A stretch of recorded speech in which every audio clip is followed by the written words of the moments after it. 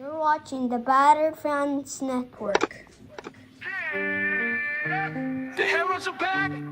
Being funky balls, rapping pink and black.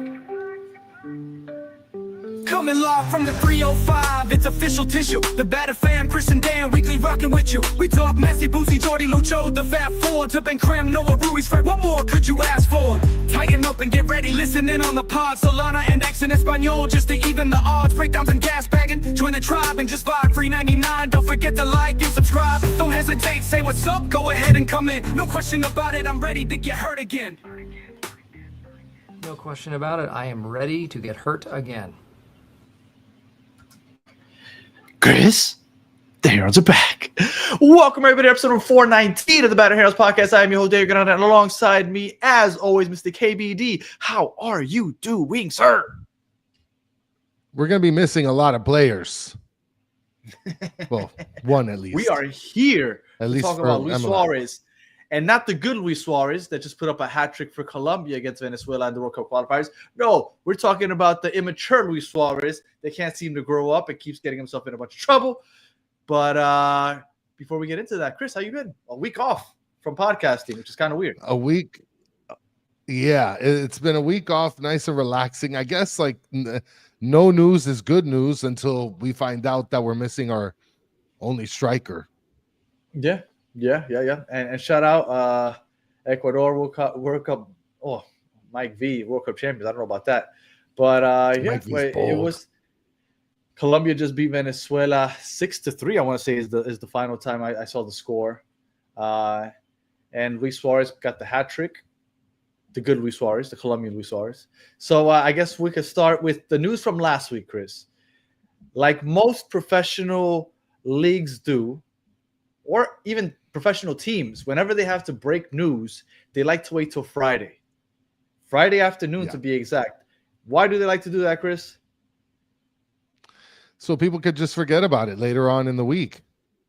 All the media outlets, the sports centers, even though sports centers doesn't care about MLS too much, but all those big medias like us, we don't really record on the weekends. Like, and I didn't mean that as we're big, but I'm just saying, like, most people just don't do much over the weekend. Are not paying attention during the weekend. Right.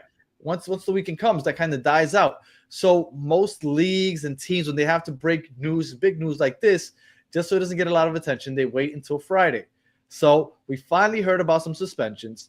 Leagues Cup, Luis Suarez got 6 games. Busquets got, was it 2 or 3 for Busquets? I think it was 2. Well, Busquets ended up getting 2, and then Thomas Aviles just randomly gets 3 because he's just about that life. Well, because he actually got hands to face a couple times, right? But Busquets got a quick little jab, but Toto Aviles was like clawing at motherfuckers. I mean, I guess there was other people there too. Like, I mean, Falcon didn't get any heat. And he had people in a freaking full-blown headlock. Yeah. It was crazy. And maybe it was seen as like he's trying to grapple someone to pull them away from the skirmish. Almost like a peacemaker. He just took a headlock approach to it, but he was almost like a peacemaker. Yeah, like he's trying to, keep the peace, calm everybody down, but in the midst of it, get his DDT going. Like, I don't know. Well, and Isaiah's asking, was I late? I thought it started at 10 p.m. Well, people usually complain about us starting late. So we thought we'd flip it on you and actually start 5 minutes early instead of 5 minutes late. So, surprise. Make sure you turn on your notification bell, though, because if you have that notification bell on, you'll get that notification, drop down on your phone. You just got to hit that little notification and it'll pop right up. So just make sure that you have that turned on if you don't already. Busquets looked like Mike V says Busquets looked like those old-time bare-knuckle prize fighters. Nah, I thought that was such a soft jab. And by the way, I agree he should get suspended for it, but it was a soft jab. He had no power behind it. He was just like a little love tap. But you love tap somebody in the chin, you have to get suspended, obviously, because that is not a good look, and he should know better, especially when it's like an 18-year-old. How old is this guy? I got to look it up. I always say 18 or 20. I don't know. Look it up while I give Rick A the business here, because he's saying I did not hear my favorite Chat GPT intro. Let's just get one thing straight. The lyrics were written completely for the intro. Okay, I don't use Chat GPT. I'm very creative with that. Okay, So let's get that Chris- ChatGPT garbage out. Chris needs no ghostwriters. That's all him. And No, Obed Vargas need is that. 20 years old. 20 years old. Wow. And then people, yeah, one more one goal saying 20. Yep. If I were to and, tell and you, Mike V's right with the stance, the far jabber, and then he has a supporting hand here. Like that is the 1920s mustache though, because I got the mental image, but for some reason I see it with a mustache. Yeah, with the guy with the shirtless mustache. Like, it's that guy. Obed Vargas, he's 5'9". If you had to take a guess, how much do you think he weighs? Because I just saw it and I was very surprised. How much do you think Obed Vargas weighs? 143 pounds. Close, 150 pounds. Oh, okay. He's all right. 5'9", 150 pounds. I'm 5'8", and I weigh 200. This kid is a stick. Anyway. I mean, whatever. Look, the fact is, and I was watching Football Miami TV with Peter Brown. Shout out to Peter Brown, downtown Peter Brown. He was mentioning that he wasn't against the fight. He was just against the spitting, right, of Luis Suarez. I wasn't against the fight either. Like, shout out to Peter. I listened to that episode too. That was last week's episode. Yeah. And shout out to everybody that kept calling me out for the villain's misspelling. I saw you guys also. For the record, okay, we did the shirt in English and Spanish. In Spanish, there's an O between the N and the S. In English, there obviously is an I between the A and the N. Okay, in the change from Spanish to English, we missed a letter, forgot to put it back in there. So you guys can. I heard you guys. I see you loud and clear. Anyway, I did hear what he said, and he said he didn't mind the fight. He likes that, but I think that he's wrong in the aspect of he says that it sounds like a team has fight in it or whatever. I think it's completely different if it happens during the game. If you're fighting the testosterone is flowing and you just lost like a loser. But that's a sore loser. That's the only worst part. Yeah. To me, that's what makes it completely different. If that happens 60th minute, 80th minute, even the 90th minute before the whistle blows. But as soon as the game is over and you do that, I think you look like a sore loser. So I 100% disagree with Peter Brown because I think that matters. If it happens during the game, I am all good for it. If you wait for after the whistle when you officially lost, I think you look like a sore loser, and I don't think that's a big loser. Yeah. Well, Techno, shout out to Techno Gadsby. Shout out to you. I'm going to read the comments. Sounders fan, appreciate how you guys covered the post-match nonsense. Objective, fair, earn my sub. Hate that team. Love your pod. Cheers to you, Techno. Much appreciated. Hey, shout out to you. Yeah, I love the team, but you're entitled to. Hey, look, you're not the only one that hates him. When I made this shirt, it wasn't Miami versus like Garber. It was versus every MLS fan because they've become the villains. And for everybody that doesn't like that sort of like tag of villains, like listen, that kind of like theater brings eyes and viewers to the MLS. Like whether you like it or not, it does. I mean, yeah, it's crazy because everybody likes to root against the villain, right? It was the Heat big three. It was KD and Steph Curry with the Warriors for those 3 years. It was Tom Brady and the Patriots that were deflating balls and all this other stuff. Yeah. But everybody watches them in hopes that they'll lose. And as silly as that may sound, it does help the sport when you have somebody that everybody just wants to see lose. So, we'll see. But back to this. Leagues Cup. Were you surprised? And we're going to get to the MLS suspension because we know that came after the fact. But the Leagues Cup suspension was announced first on Friday. Were you surprised when you heard just Leagues Cup suspension and the fact that it was Luis Suarez for 6 games, Busquets for 2 or 3, and Toto Aviles for 3? I wasn't surprised, but at the same time, I don't like they have to do something, right? Like Leagues Cup has to suspend them, period, sure. Point blank. But that's like, it's mentioned like that we're not going to have Leagues Cup next year. And then the following year, like Luis Suarez is not going to be here. So like, what good is that? Sergio Busquets is not going to be here. By then, Toto Aviles might be playing for like some league in Libertadores. Like, I don't know. Like at that point, nobody's serving any suspensions. So like, I feel like it was done like because something had to be put out there, but at the same time, it's not. I don't think it's going to come to fruition. It's not going to make people regret what they did. Xavier Pennies is saying, isn't Leagues Cup canceled next year? There's no official word on that yet. It's not clear. Everybody assumes that it will be canceled because the league is stopping for the World Cup this time, right? And there's been times in the past where they haven't stopped for it. They are stopping for it this time. So with that stop of 2, 3, even maybe 4, I don't know if they're going to stop for the whole tournament or just for the group stage, but they are going to stop for it. And if they stop for it, it's going to be hard pressed. You already have a condensed schedule. Stopping it for a couple weeks for the World Cup and then also adding a Leagues Cup, I don't see how they could possibly make that happen. So everybody's assuming that there will be no Leagues Cup, but no official word yet. I'm going to mention something here because Rubita's asking, does anyone know who started the fight and why? Mike V is saying, Rubita, the fight was started by us being sore losers. I think the Seattle Sounders were hyped up, beat a good team, rubbed it in their face. Some players took it the wrong way. No, this is what it is. I absolutely think that's this is what it is. And I have no facts on this, but I feel pretty confident in saying. I mean, you might as well put it out because some Seattle podcast out there is saying that Lionel Messi completely blackballed this guy De La Vega. But that guy's a clown. My understanding is, and I hope that he randomly listens to this. This guy's a clown. Oh, he's a former MLS player, and then he spoke like if he knew what he was talking about. And then people come on afterwards and say, he doesn't say, "Oh, I heard it from a player on the pitch." "Oh, I heard it from a reliable source." All he says is, "Trust me, this is what I heard." That's all he said, and he spoke about it like it was true fact, and then it spread like wildfire. Please, and everybody took it as fact. No, yeah, he's a clown. He's an absolute clown. And thank you, everybody who I asked who it was, and then they told me it was a former player. I didn't know who it was. So thank you for letting me know that he used to play in the MLS, but he's a complete clown. Anyway, so Rubita, she said, who started it?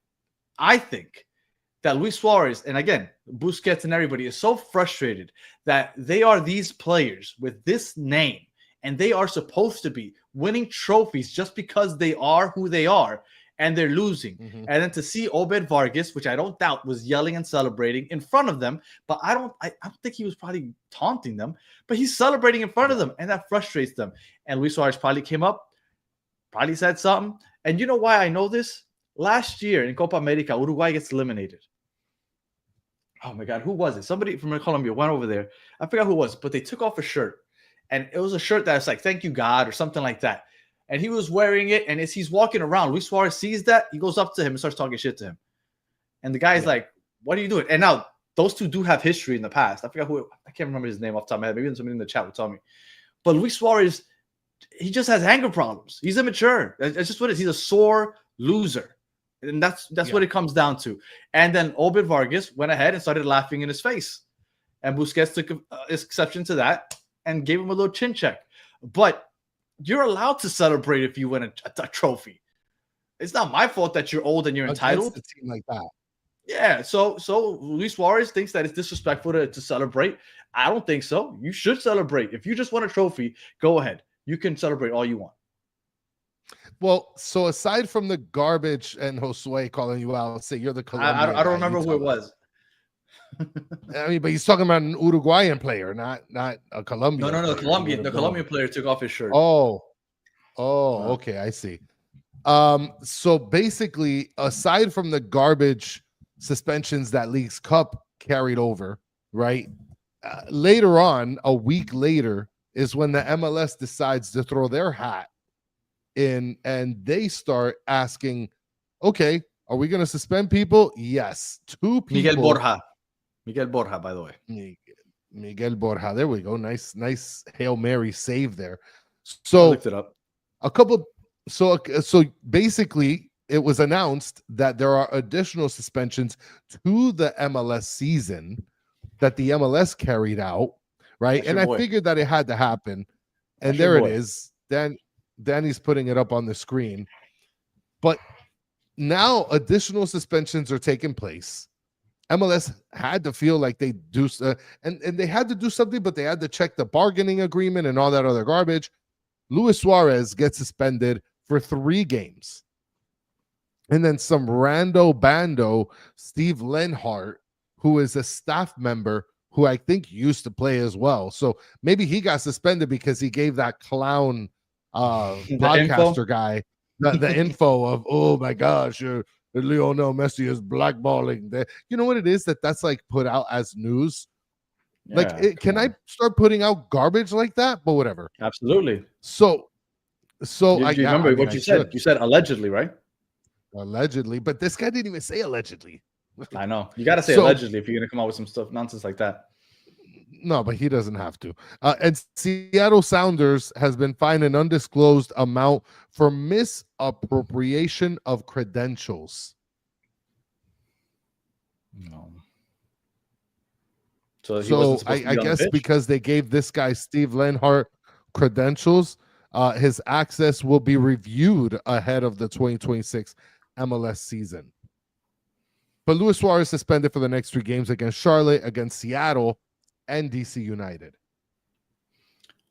Well, just real quick, as far as the Leagues Cup goes, they suspended Luis Suarez 6 games. How many games did they play in Leagues Cup this year? Wasn't it 6? It was 3 in the phase 1. Yeah. Then it was Tigres, Orlando, and the final, right? So it's just they basically suspended him for the whole tournament. Basically, but like, what if we get knocked out after the grouping and then? Oh, I see what you're saying. So then it carries over to the following season. Oh, okay. Yeah. Okay. Like, come on. Okay, that makes sense. Or is it by then? Or by then, this Leagues Cup just gonna be like, yeah. Or by then, everybody just forgets, and then they're like, let's let him play, whatever. Yeah. Well, they shouldn't have lost their cool, but they did. So Suarez got the 6 games, Busquets 2, and Toto Aviles the 3. The only one that I see possibly having to serve any of that time is maybe Busquets. I don't think Toto Aviles will be here next year. Busquets might be here next year, but that's still up in the air. But I think that's the only one that serves that. So now you said the MLS, Luis Suarez 3 games. Are you surprised that Busquets and Toto Aviles didn't get anything for the actual regular season? I feel like MLS played their cards pretty intelligently here. They know that Luis Suarez is getting all the heat. Nobody cares one iota about Busquets or some guy at the end of the bench, Tomas Aviles, getting game suspensions. Yeah. So I think that they played their cards right. They took out the guy that spit in someone's face, and everybody's okay with that. I mean, listen, it's already a big hit, Danny. Like, everybody here in the chat, you guys in the chat, you guys are off your rocker because you guys are like happy about losing Suarez. Mind you, I'm not saying he did a great thing. It was awful what he did.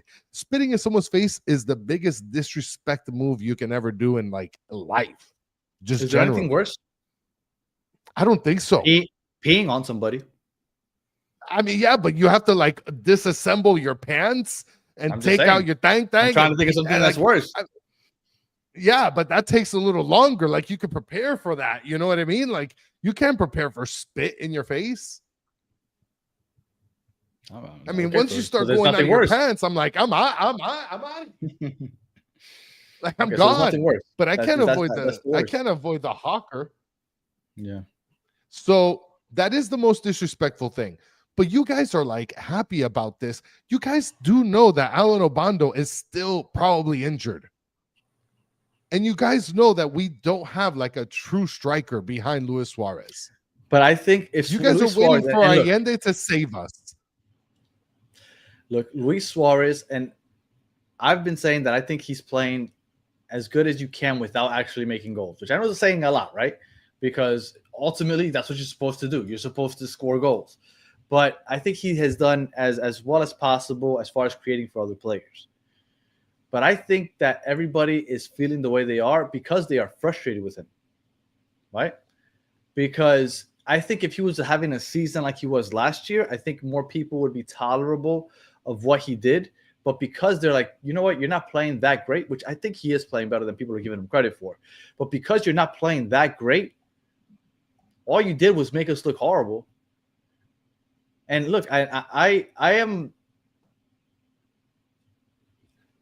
like rooting for players that make the team look bad. For example, and this is a stretch, right? And whatever. When Tyreek Hill was going to get traded, and they said Dolphins and Jets are the 2 final teams. I remember I hit up my friend Manny. He's a big Dolphin fan. I used to do a Dolphins podcast with him. I said, I don't want him. I don't want him. You know, he has a history of beating women And I really don't want to root for that. Now, if he ends up on my team when he scores a touchdown, yeah, of course I'm going to be happy that my team scored a touchdown. But I don't want to root for that player. I don't want him on my team.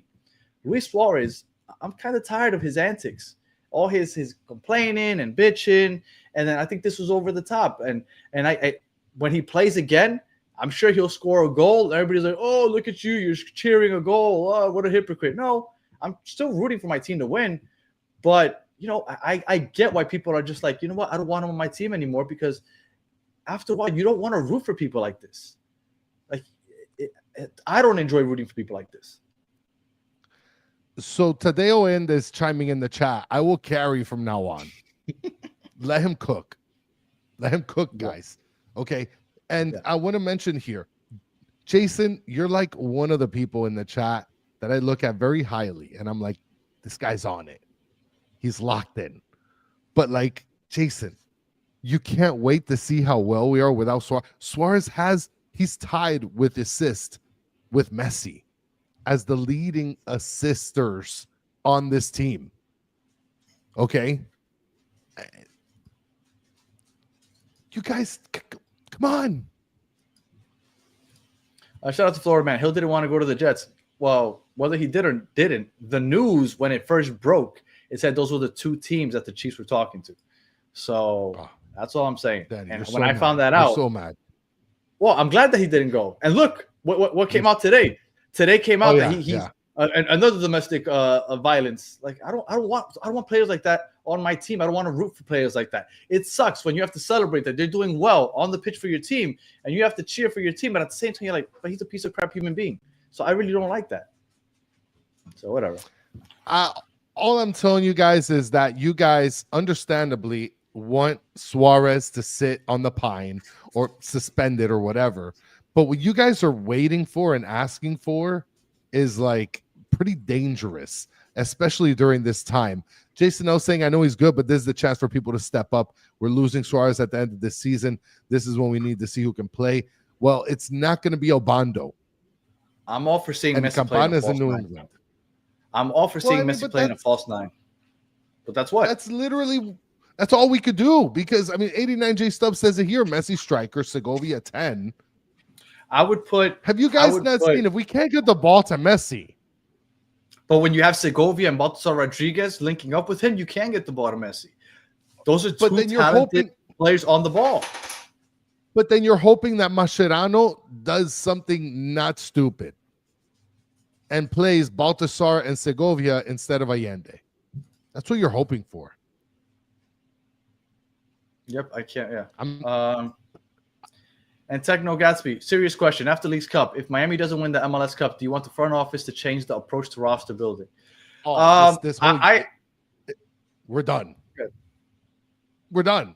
If we don't win MLS Cup, it's implode everything. But his question was, do you want them to change their approach? I already want them to change their approach, because their approach is, let's get Argentines. Yes. That's it. Absolutely. This if you want to go South America is pretty freaking big. Like, there's plenty of countries to pick players from. So that's the part of the approach that I want to change. But I don't think they're going to change. I don't know if they're going to change the Argentine thing, but they're not going to change the whole going after big names. I think that's going to be the way they keep. They're not going to become a development Philadelphia Union or anything like that. And I'm okay with that. I think that every league needs that, and I'm okay rooting for the team that does that, because we're going to have consistent big names on this team, I think. I'm going to answer the same thing. Listen, they needed to change their approach or whatever now, like a couple weeks ago. So the fact that we're asking if everything sucks, do we change our approach? We need to change everybody to the janitor of the facility. Okay. Florida Man is saying here, Chris, for the love of God, it's inexcusable. Not that we don't want he out. Listen, I'm not excusing Luis Suarez. He is a dirtbag. He is a garbage bag. Okay. But what I'm telling you is what you guys are waiting for. Look at what is Sean, another one that I look highly at. Obando Masterclass Inc. Sean, you are giving me anxiety. Starting Starting 11. Well, and you know what? When Luis Suarez plays in the playoffs, I bet you he's going to be like the playoff MVP. He's going to score like 37 goals, have 14 assists in those 5 games. Who? Luis Suarez. You watch. And you're going to have Solana on here. Oh, I thought you didn't want him on the team. I don't, but I'm rooting for my team to win. This would have been really honestly, and this is just, being open about this. This is the perfect time to have had Campana. Because, at least he's, a legitimate striker. What are you laughing about? You're waiting for Obando, Danny. No. Campana had his chance when Luis Suarez and Messi left for Copa America. Remember, we had that conversation before they left. We said, hey, Campana, this is your team. Do what you do. And guess who was the one that stood out and shined? Julian Gressel. Not Campana. Campana looked terrible. He still didn't do anything. And he had the chance to. And you're laughing at me, Florida man? All right. So starting 11, Chris, for the next 3 games at least. And we will be back on Thursday to preview the Charlotte game this Saturday. But just for the sake of having conversation here. Might as well. What do you think will be the starting 11 without Luis Suarez on there? Okay, so let's work unfortunately. Let's work from the backup, right? You're saying Lujan is locked in. Falcon is locked in. I think Mascherano was locked into both of those. So no Noah Allen. No, I don't think so. Because he's been our best center back, clearly. Okay, in the middle, up until the Club World Cup, I thought he was. Okay, so in the middle of the pitch, we got Busquets and Bright. No changes there then. Well, do you think we're going to stick with a 4-2-3-1 or a 4-4-2? Or what do you think we're going to look like? Well, that's another thing. What are you going to do with this guy? Rodrigo de Paul, he's been a ghost too. Mm-hmm. He hasn't been as great as he was in the first game or two. Well, I think that the reason that we thought that he looked okay his first game or two is because he was everywhere and he had just gotten here. We're like, oof, wait till this guy gets accustomed to playing with these players. But now it's been about a month, and he's not giving us what we thought we would get because I think he's playing out of position. That's my opinion. I think that they're playing out of position. I think he needs to be a box-to-box 8, have the freedom to roam in the middle of the pitch, and he doesn't get that with Bright and Busquets back there. Okay, so basically what you're saying is we're going to have a bunch of guys that play in the middle be in the middle with no wingers, because that's the way that it's panning out. Because if Suarez isn't there, who are you bringing in? You're bringing in either Segovia or Baltasar. To be a striker? Well, no, but to fill in that, to fill in the player, right? I mean, Messi's going up. But then who you bringing back? Okay, let's just assume that he's playing the lone false 9. But then who's at the 10? Segovia. Okay, Segovia, right? Mm-hmm. So you're saying that Rodrigo de Paul would stay in the left wing or in the left mid? On the right side. I think he would be right mid, and then you would have hopefully Baltasar Rodriguez on the left. So you're hoping that Mascherano's not an idiot. Yeah, the Allende experiment has to have died by now. He literally represented this team for 90-plus minutes in our last game because of our coach, because he's such a genius. Said we should go 4-3-3. Okay, so Busquets would be the pivot, and then you would have Bright and Rodrigo de Paul flanking him, and then you would have Messi as the false 9. And then you have Segovia out wide and Baltasar Rodriguez out wide, which is what I would love to see also. I mean, soccer that he's asking for Allende lone striker. Everyone wants Allende as a lone striker. Everybody seems like a loaded thing to say because I don't want you that. Understand, we may be, that Mascherano, everybody. I mean, Danny, there's many people asking for this, and we have the track record that shows Mascherano loves Allende. deeply. Yes, he does. So the fact that he will be playing a 9 is pretty high. Yes, that is true. Right now, we're just talking about what we would like to see, but yes, I agree. I think that there's a good chance that you end up seeing Allende as the striker, but he's terrible. He is absolutely godforsakenly awful. Abhishek Jose says a deep love. It is extremely deep. Fafa got injured when playing for the Haitian national team. How crazy is it that Fafa finally able to play without his arch nemesis Luis Suarez, and he can't because he's injured. Yep. And everybody loves a little Fafa. Everybody is dying for some Fafa love. That's not true. But he's not even going to see the pitch. He's going to be sharing the facility with Alan Obando. Sorry, guys.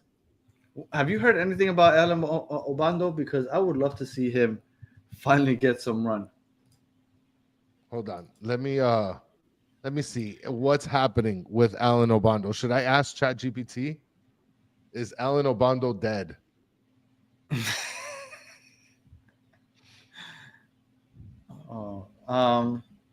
Look, I think that this is when Messi cements himself as the MVP of the league, though.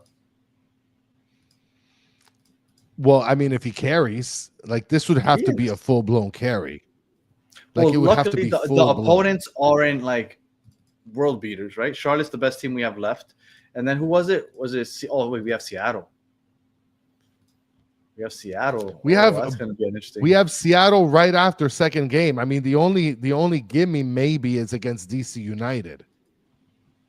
Yes. DC is pretty bad. And Upcode is coming in with a Baptist Health South Florida update. Says Obando has muscle imbalances and will not see the field. What does that even mean? Muscle imbalances. Can someone that does muscle stuff for their career tell us what an imbalance of a muscle is? There's no way that was actually reported. No. So for everybody saying a 4-3-3, I did it quickly. That's why they look like they're kind of scattered. Baltasar Rodriguez looks small and up high. But a 4-3-3, Busquets as the single pivot. You have Rodrigo De Paul and Bright flanking him on each side as those box-to-box eights. You have Messi as the 4-9, and you have Segovia and Baltasar Rodriguez out wide, kind of as inverted wingers, because I think that obviously Segovia, more than anything, plays better when he's central, and Jordi Alba and Ian Frey probably providing the service from the outside. I think that this is a good lineup, and this is what I hope to see. I mean, honestly, the center backs I hope to change, but I don't have any hope for that. But as far as the midfield and the forwards, this is what I hope to see. This is where I think that you are right, Soccer Daddy. 4-3-3 without natural wingers. That's exactly what this screams to me. We have how many? 1, 2. We have 3 10s at the top. No, you shoot the goal. No, you shoot the goal. No, you shoot the goal. I mean, it makes for great distribution. Look, when we're on the ball, what I think will happen is Busquets will drop back almost like that third center back, like we've been seeing so often, right? When we're on the ball, Busquets drops pretty far back, and he almost plays like that center back, and he has Duhan and Falcon kind of spread out wide, and then that allows Jordi Alba and Frey to play up the wings, and they're the ones that are providing the attack out wide. And then you have Segovia, which is great when he cuts inside. You have Baltasar, which should also do that, and then you have Messi as the false 9. I think that this right here could work. And this is what, like I said, what I hope to see, because I really do believe that we have the wide cover with Ian Frey and Jordi Alba. We have our pivot, which is Busquets, which drops back as a third center back. And we have our box-to-box eights, which is what we want to see Rodrigo De Paul play. And we have Bright to do the same thing. And I'm not saying this isn't going to work. It could work. And this is the one thing that helps us. 89J Stubbs says Segovia is not scared to shoot. And I was going to put that comment up here because I do remember Stancy mentioning that she's a physical therapist. So a muscle imbalance is when a muscle group is significantly stronger than another, causing poor alignment and body mechanics. It needs to be corrected or it will lead to repetitive injuries. So you're telling me that he's like extra strong on one side and not as strong in the other, or in some muscles stronger. Like my dad walks with a little limp because one of his legs is smaller than the other. Is that kind of like the deal there? I don't think so, but like that's legit. That's legit. That's an What do you mean? Analogy. Well, I think that happened to me because once I got the metal plates in my ankle, I think I might have stopped growing a couple of centimeters. Does Lujan really have to be out there? Probably. I wouldn't want him out there, but I do think that Mascherano is set on him being out there always. So no, I don't think so. That Mascherano loves. I am convinced that Mascherano is locked into this back line, which is I'm glad that Ian Frey's part of it, but I'm convinced that he's locked into Falcone and Lujan being center backs. And Stancy's saying, yes, imagine if your bicep is more stronger than your tricep. That's an easy example. Okay. Yep. All right. So this is the 11 that I hope to see on Saturday in Charlotte. But we'll have to just wait and see. Like I said, when you look at the remaining schedule, Charlotte and Seattle, our next two games are probably the toughest games we're going to play the rest of the season. We have 9 games left. We still have, I think it's like 4 or 5 games in hand at this point. If we win out, we are Supporters Shield leaders. So the next 2 games are crucial because after the next 2 games, the schedule gets really, I don't want to say easy, but gets a lot softer. I want to tell you something before you start talking about soft at the end of the season, okay? We got to play against New York City FC in New York City. So we're cooked. That game. In the Sandlot? Okay. We'll get one we'll get one in Toronto. Then Chicago comes down here. So we'll play Chicago. We'll probably beat them. Yeah, DC's a gimme. But then we got revenge game. Leo versus Leo. And Campana comes down to Miami. So, like, we might be cooked there. I mean, you just never know. Then we got Atlanta. And just so you know, before you roll your eyes, okay, New England is in 11th spot, okay? Not that they have, like, a really good chance, but, like, they kind of do if they start winning out, okay? Then we got Atlanta coming down here. And remember, this is, like, a game every 5 minutes. And then we end against Nashville. So a game every 5 minutes. That is true. That what Obando, you just said there. Masterclass incoming. What you said there is true because we do have 1, 2, 3, 4, 5, 6, 7. We have 7 games in 21 days. You guys that are hoping that we win the Supporter Shield, you guys better hope that we don't get like the 9th seed. What are you talking about? Danny, do you feel good right now? Do you feel good? Final thoughts. Do you feel good? Those aren't my final thoughts. I have actual final thoughts that I want to say, but okay. I feel okay. Like, what team have we struggled? The West Coast teams. Look at where we've struggled the most. Vancouver, Minnesota, Seattle, LAFC. Like, those are the teams that we've been having trouble with. The East Coast, outside of Orlando, we've been mollywhopping everybody. Like, I'm not worried about the rest of the schedule. If we can handle Charlotte, New England by 1 goal. Did we beat them? Tied against Philly. You mean the top team in the league? Well, I mean, I'm just giving you an East Coast team. I don't know what you want to do with that. We tied against Chicago 0-0. Messi didn't play though, but and then Techno Gatsby, I expect Miami to beat Seattle in Miami. No way for Sounds to replicate the cup energy and the emotion again. Yeah, and it's in Miami. They play on Saturday. That game's going to be on a Tuesday. So it's a quick turnaround, and Seattle has to travel across country all the way to Miami. So I definitely think that Miami has the advantage in that game for sure, especially it being a Tuesday at home. So no, I don't think Seattle's going to cook us. I think that game, at worst, we'll get a draw, but I think we'll win that game. But we'll see. Getting a draw at home, bro. Getting a draw at home with this team. Like, come on. Like you're being too lenient with what your expectations are. the team that just beat us in the Leagues Cup 3-0, and me saying that we're gonna draw with them is too lenient? I'm just saying, bro. We need to be at the bar of where we need to be. And this year has not been good. I think we're gonna look really good without Luis Suarez. If we come out with that lineup that I put up there. If we put Allende up as striker, then I take it back. Okay, well that's gonna happen. Okay, if Allende, that's what's gonna happen. I mean, I'm sorry to break it to you. Tough cookies. We're done. Rick A. With a $4.99 super star here. Said, what teams have we struggled with? All the teams that can beat us in the playoffs. What do you mean, Danny? All the teams that can beat us in the final, you mean? Well, I mean, all the teams that can beat us in the final.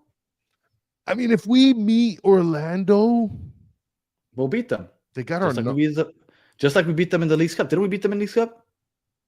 Yes, we did. Okay, all right. That's it. That's all I had to say. So, okay. Scott Curtis saying you should do a show with Lobby Scorchers before the Seattle game. Well, I know Chris was on with them. We've had the Scuttlebutt on with us the last couple of times. Maybe we'll have the Lobby Scorchers. You know, I heard a piece of their podcast, and they kept talking about Miami as the sore losers, but I forgot how the crybaby losers. That's what it was, crybaby losers. And I get it, but like if you're talking about Luis Suarez, that's fine. But they were talking in general terms, and I was like, come on, relax. Yeah, relax. And Luis Suarez, I get it, but relax. But yeah, Chris, do you have any final thoughts? I mean, we're freaking done. You put Allende up top, and we're so done. Like, we're going to be 7th, 8th, 9th seed. I think, listen, I'm telling you, the only thing that's going to relieve this season is the MLS Cup. Like, that's it. Like, I kind of don't want to watch the rest of the season and just wake me up when the playoffs start. Because if I watch this season and we start going down in the standings, right now in the standings, we are in 6th place with Columbus tied with us in points, NYCFC 2 points behind, Chicago 4 points behind, Red Bulls 6 points behind. All right, Chris, I have a question for you.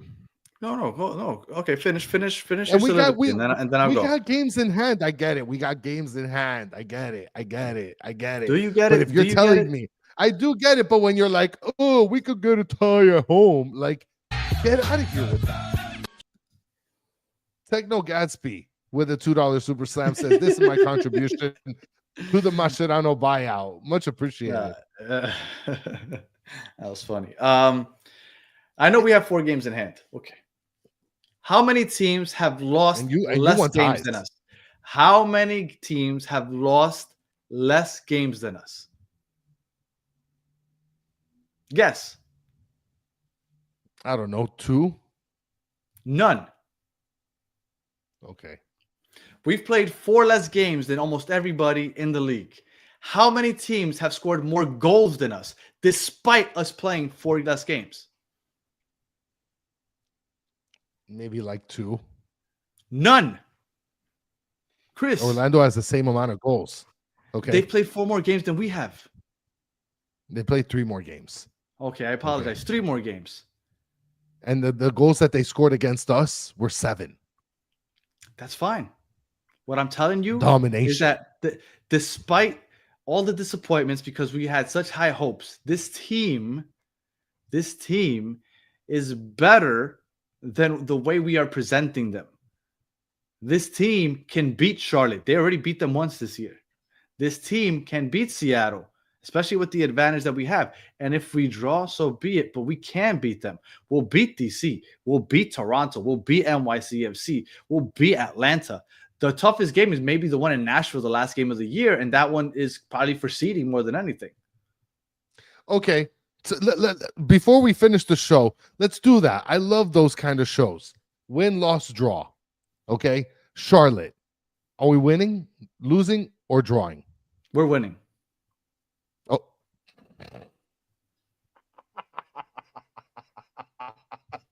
Okay. You're delusional. Okay. Inter Miami against Seattle. Wait, why am I delusional? Charlotte has lost just 11 games this year. Okay, go ahead. Okay, so Seattle. And by the way, just so you know, Charlotte has been on a tear recently. Okay, Yeah, the last time that they lost was in Leagues Cup, and since then, they actually won against Monterrey in Leagues Cup. Then they beat Cincinnati. Then they beat Real Salt Lake. Then they beat the Red Bulls, and then they beat New England. But you're predicting a win. New England. Okay. Red Bulls. Listen, oh my God. They're beating world beaters. They're beating world beaters. They're beating the teams that are put in front of them. And let me before that, they beat Toronto. Oh man, this team scared me. Then they beat Atlanta before that. I'm scared. Then they beat DC United before that. You know what? You're right. Charlotte is cooking. Then they beat NYCFC before that. I'm terrified of Charlotte. They're obviously I would be. Yeah. No, look at these world beaters that they're beating. All right. Go ahead. Okay. So you got 3 points beating Charlotte. I think we're going to tie because it's an away game. Okay. Inter Miami against Seattle. You're at home. Okay. Tell me what. Seattle? I think we could win that game. But because Seattle's a solid squad, I think it's possible that we draw on a short week. Okay. So let's say 4 points at that point. Okay, 4 points. A game 3 days later. Then 4 days later, we play against DC United here at home. I think we'll win that game. That's 7. Okay, I'm with you on that one. Then we fly 4 days later to NYC and play against them. In the Sandlot. We'll beat them. NYCFC has not been a good team this year. On the Sandlot. Okay, so you're calling a win. 3. That's 10 points. Okay. Then we go to Toronto 3 days later. We're in Canada. Okay. Yes, that's a win. I'm with you. Okay. Then we fly back to Miami 3 days later, another game, and we play against Chicago. They've been terrible. Okay. Even though they should be better, because I look at that squad and I think they should be better, but they've been terrible. Okay. They're a really good squad. So that's 16 points. Okay. That's 16 points. Then rematch of the life. Leo versus Leo. 5 days later. That's 19 points. And then we're going to kill Atlanta. Atlanta, which is 22 points. Later, 22 points. And then we play Nashville last game 7 days later. So let's see, 22 points up until that point. Where are we at? Yeah. At that point, we have 68 points. And then if we were to beat Nashville, we would be at 71 points. We'd be Supporter Shield winners at that point. We're okay. Everybody else has been killing them, Jace. I don't see why we wouldn't. How am I proving Danny's point, Florida man? We have a game. You're talking about all the terrible. This schedule lends itself to what I'm saying. The Seattle game, that's why I don't want to say that they will win, because that is going to be a very tough game in a span of 3 days. If we can get past Charlotte with the win, and no matter how, if we get 4 points out of the next 2 games, we're in the driver's seat for another Supporter Shield. As long as we get 4 points out of the next 2 games, Charlotte and Seattle. If we can get 4 points out of those 2 games, we are in the driver's seat for Supporter Shield again.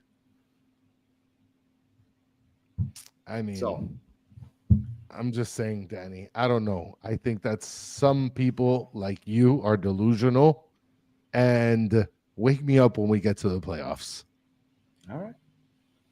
All right. Chris, do you have any final thoughts? My final thoughts are we're done. We're cooked.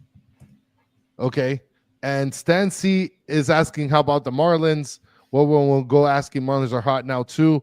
Guys, don't forget, we do a show. Danny fans. Specifically with Branton, they do an awesome show, Batter Marlin fans. They just put an episode out a day or so ago. Yeah. So check it out, guys. They were hot during the summer. They've definitely cooled off quite a bit. Yeah. All right. Now, my final thoughts. I just wanted to bring one last thing up. And it's something that came up when I was talking to my daughter. And I don't know what happened with this. It kind of just got forgotten. But David Beckham, and I believe Jorge Mas also, but I know David Beckham specifically said that at some point he wanted to bring a women's team to Miami. I don't see how this was all forgotten. I don't know why we've forgotten about this. With the Women's World Cup coming here in 2027, this should be something that is getting talked about more. We should be pushing the envelope more to get a team down to Miami. I know Fort Lauderdale got a team. I want a team in Miami. So I don't know how we're going to do this, but we got to hashtag this and we got to make this happen because we got to bring in the NWSL team to Miami. Right? My daughter wants it. Obviously, we have a large soccer community down here. Women's soccer is getting a lot bigger in this country. It's getting a lot more attention, and we need a team in Miami. So, Lady Herons, absolutely. Bring NWSL to Miami. Should be something that gets going. And I'm going to at David Beck. I'm going to at Jorge Mas. We got to get this ball rolling because we need a team here. And like I said, with the World Cup for women coming in 2 years, this is the time to start pushing that envelope because we need Lady Herons here in Miami. So that would be really cool. Sure. That would be really cool. So I really do think that is something that we should start pushing for. And like I said, after this show, I'm going to go ahead. I am going to at them. I'm going to hashtag bring NWSL to Miami. And I invite all of you guys to do the same because we got to push for this. Peter Brown, Uncle Ed, and everybody else, Caesar, and everybody else that was behind bring MLS to Miami. It worked. It's time to get NWSL down here also. We need a ladies team to represent Miami also. And in Orlando, I forgot what the team name is for Orlando. I think it's Orlando Pride. But they got Marta. They really support them. They do well. And if Orlando can have a team, Miami deserves a team also.